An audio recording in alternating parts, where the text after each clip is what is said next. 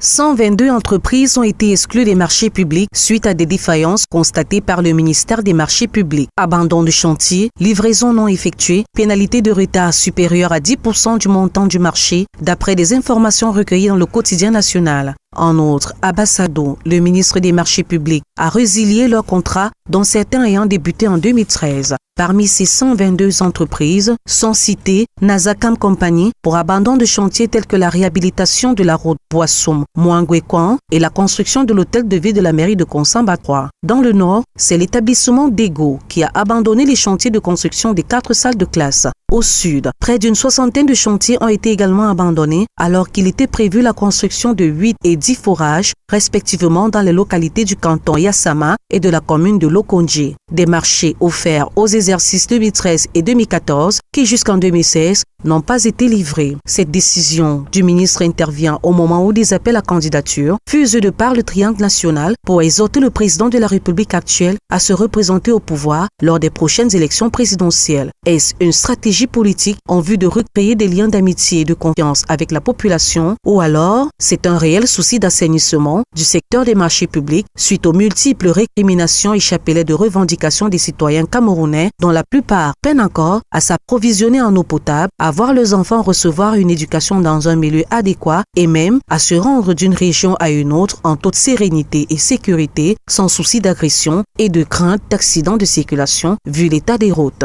Après ces censures, il reste à redoubler de vigilance pour que ces 122 entreprises exclues ne reprennent pas les mêmes marchés après avoir changé de nom.